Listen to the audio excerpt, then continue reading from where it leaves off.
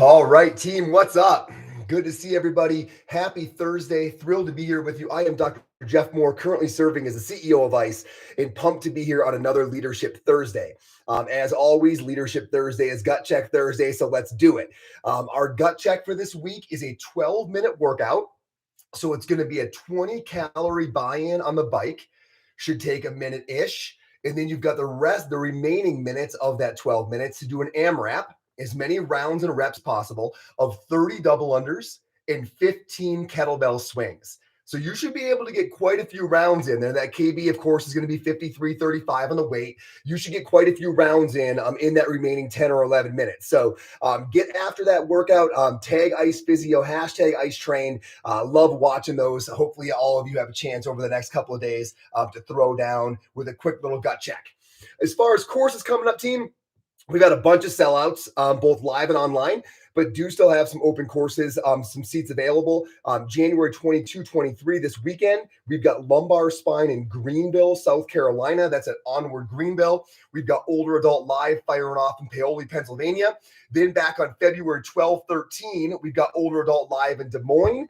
Next weekend, February 19, 20, we've got Fitness Athlete Live in Memphis, Tennessee. I don't think we've ever had a course in Memphis, Tennessee, so can't wait to get down there and hang out with those folks. All right, team.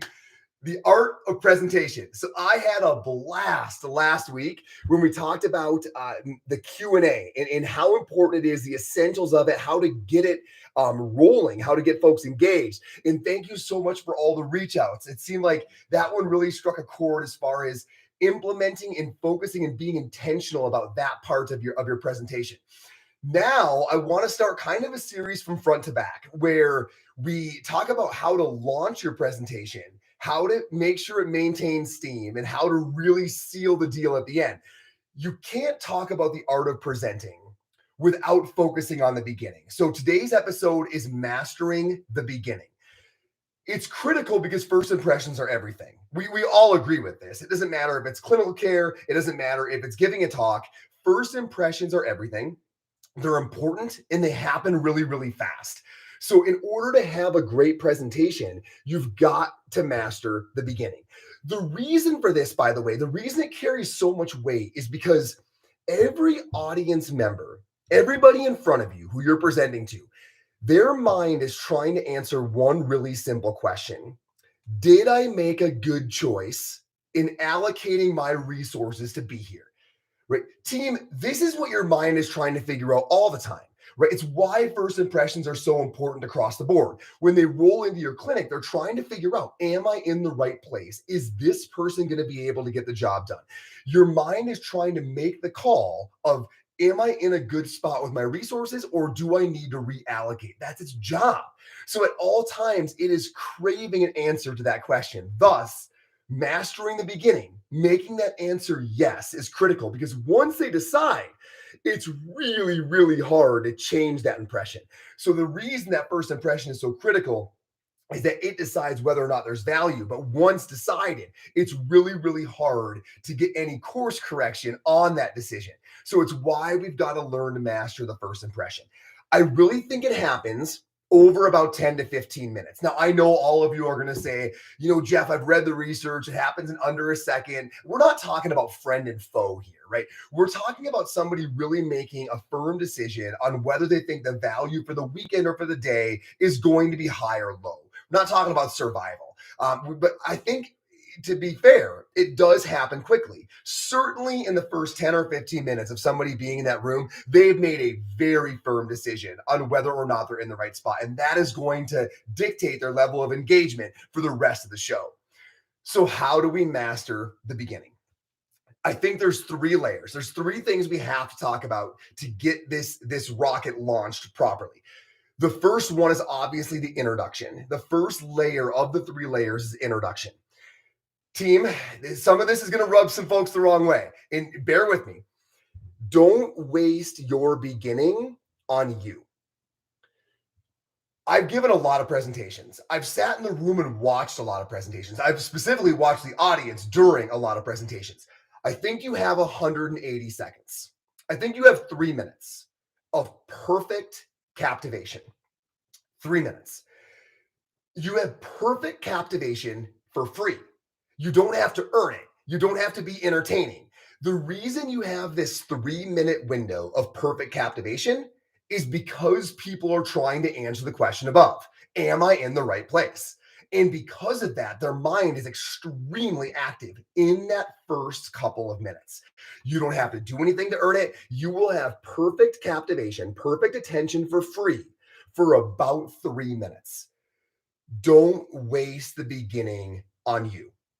If you talk about solving the problem they came to have solved while you have that perfect captivation in the first 3 minutes, you're going to win. If you talk about you, you're going to lose. Nobody has ever heard that you're from Michigan and thought, oh, I'm in the right spot. This guy's from Michigan, right? That isn't how it happens. They hear things about their problem. They hear solutions, right? They say, oh, great. I was hoping we were going to cover that. Team, those are the things that make their mind click and say, yes, I'm in the right spot. It's not random details about your past. I don't want to break it to you, but the only person that your audience member cares less about than you is the person sitting next to them. Again, Tom's hometown doesn't matter to Nancy. That doesn't solve her problem. It's not relevant to whether or not she's going to decide there's value in the next hour or the next day or the next couple of days. Don't waste the beginning on you and don't waste it on the audience. Now, I already feel the pushback. But Jeff, I'm trying to create community. I'm trying to cultivate this feeling in the room. Team, I get that.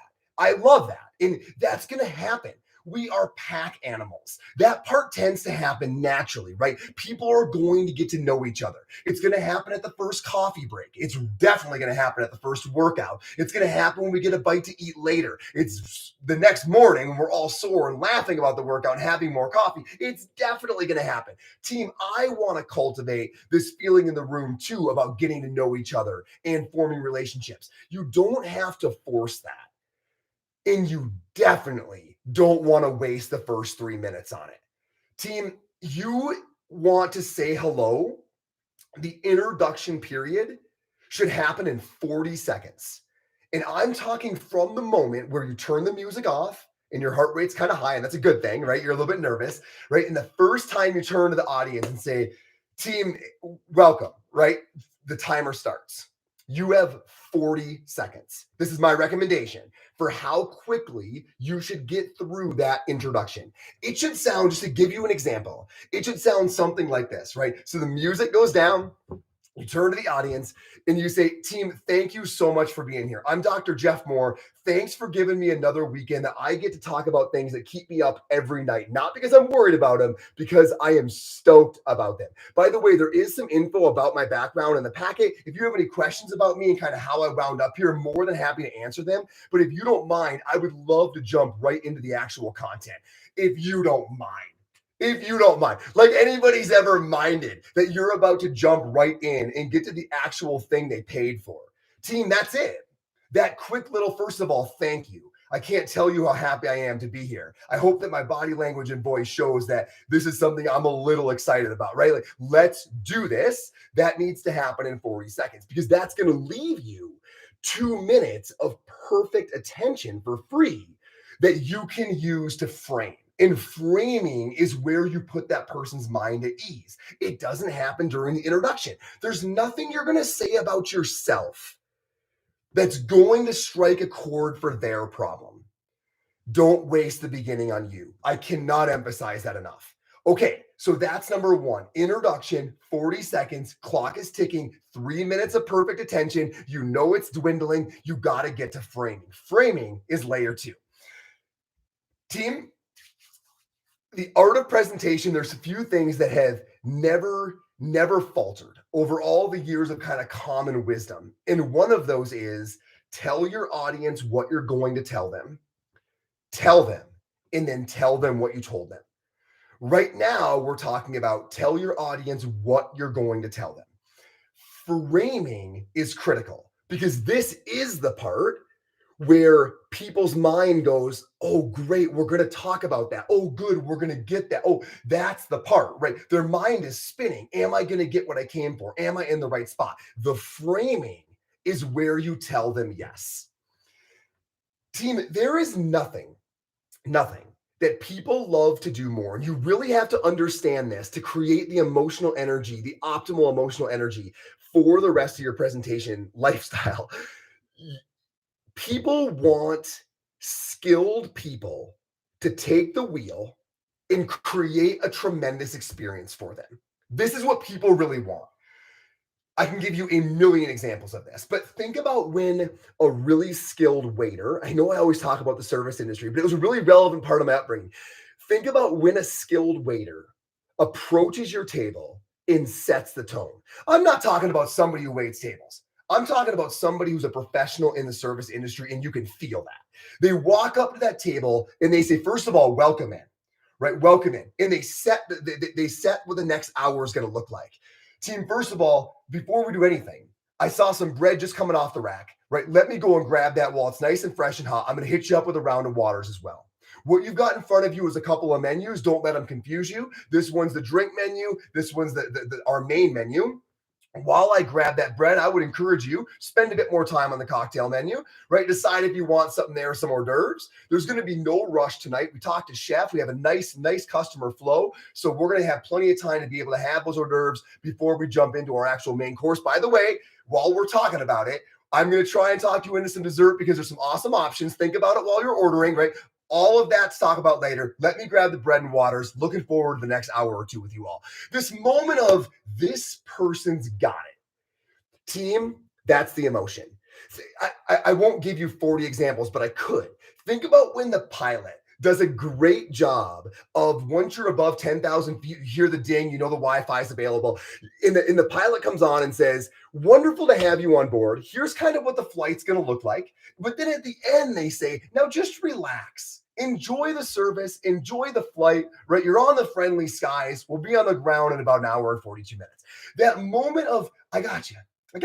Done this a million times, not my first rodeo. Team, this is what framing's all about because it allows people to feel that you got them. It's going to be hard for me to give you examples of this for all of your presentations. For us, it's weekend courses. For our spine courses, when I've been up there a million times, it always sounds something like this. Team, there's only 4 ways that back pain shows up into your clinic. Right? You've got the localized mechanical non-radicular issue. You've got things that are more leg dominant, right? You've got chronic symptoms. I lay out, here's your big buckets. You all know this. We are going to go through the first one this morning till about 11. Lunch goes well over an hour. Don't worry about being rushed there. Workouts at 5. We're going to, here's what your 2 days look like. We are going to cover everything you're hoping we're going to cover. Here's how that's set up in our framework. Here's why you don't need to worry about lunch. We always get out on time, and here's the deadline is. I've done this a million times. You're in good hands. Relax and enjoy the flight.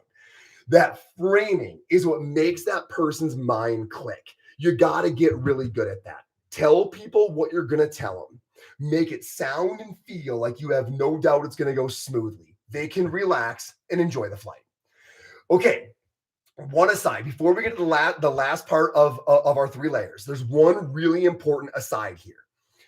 At this framing moment, I want you talking about the future because that's what gets the mind to click. I'm in good hands. I can relax and enjoy the flight. But this is the only time I want you talking about the future. This is really important. This is your one chance to talk about what you're going to talk about.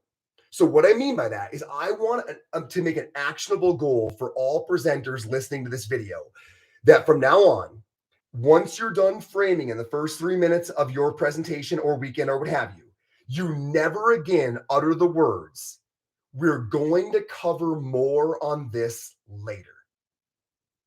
Never.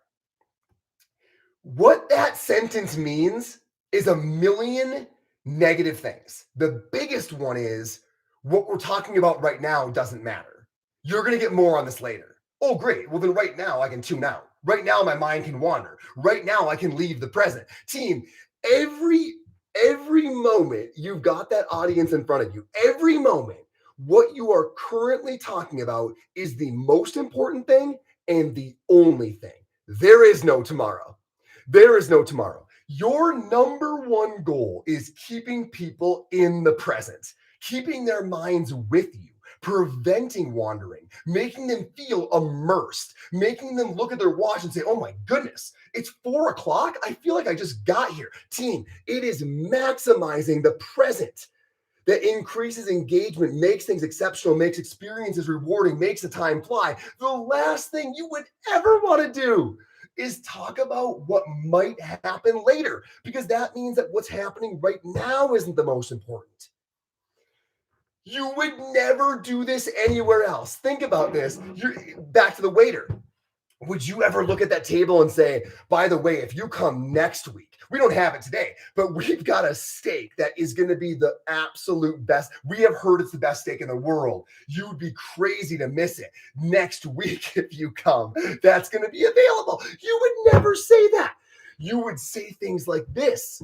You are so lucky you came today. I did not know Chef was going to do this special. He only does it about once a year. That day is today. The halibut is available today. I can't believe it. You're so lucky. Everything you say should make the person say, I'm so glad I'm right here, right now. And everything you say about you'll get this later or it's coming later, or first of all, people are like, it might or might not. I may or may not even be here. But it's not only irrelevant, it does the one thing you always want to prevent. It pulls people from the present. What you are doing right now is the most important thing. It is the only thing. There is no tomorrow. Embrace that way of thinking when you have people in front of you, and you'll get a lot more comments like the time flew. Right? I couldn't believe how much I enjoyed that. I was immersed. I feel refreshed. It wasn't dragging. Time drags when people's mind is thinking about the time, when they've left the present. Keep them in the present. Okay, level 3. I'm going to push my luck on time. Speaking of time, level 3, layer 3. So we've got master the beginning. Don't waste it on you. Frame. Level 3, layer 3, the flawless 5. Okay, so we've quick introduction. We got into framing. Their mindset, I'm in the right spot. They settle into their chair. They relax and enjoy the flight. Now we're on the next few minutes, the first launch of your slide beyond the intro. Okay, here's my challenge to you. Do not look at the first 5 slides. Do not look at the first 5 slides. Have them memorized and trust your clicker. Okay, it is such a cool feeling when that person talk about not their first rodeo, right? And that's totally the impression we're trying to give. There's nothing like when that person, intro's done, they click and they say, team, this is why we're here. Low back pain is the #1 cause of disability worldwide. And it's not just the US, it's everywhere, right? I haven't turned around. I know what that slide says. I've got every word in that slide memorized. I don't need to look at it. I can look at you. You can glance at it if you want to. That's what the graphic is. But you know what it says. It shows the whole world is struggling with back pain disability, not just the US, but it has the percentages. I know what they are, but I don't need to look. Here's the point I'm making. The peek and pause. Nothing drops confidence like the peek and pause. Here it is. I'll give you an example. PowerPoint's over here to the right. Okay, here's the old peek and pause. Okay, you got the clicker? Okay, click. Yeah, so my heart just sank. Right? What feels more amateur than, okay, yeah, now that I've seen the slide, right? Okay, yeah, so team, you shouldn't need to do that. You shouldn't need to look at the slide to remind you what you're talking about. The slide's for them, not for you. You should know what's on the slide. But if you look and pause and then say, okay, yeah, so where we're going now, you should already have known where you're going. You cannot get a masterful performance back once you've done a peek and pause. Once it's clear you need the slide to give you information so you know what you're talking about, you're at a B in dropping from this point forward. Don't do it in the first 5. There's plenty of ways, and we're going to chat about this, to use your slides, right, and engage with them and certainly look at them and point, etc. But it's not in the first 5. In the first 5, it's bam, bam, bam. And the people are like, whoa, this is a different kind of game. Like, this person either did this a million times in practice or has done this a million times in real time, but this person has this content down. I can relax and enjoy the flight because this is going to be masterful. That's the impression. Now, you can only really do this at the beginning because at the beginning, you haven't felt out the crowd yet. You don't know how to nuance your content to better serve their needs. As the weekend goes on, you want to get progressively more flexible in the way you present the material.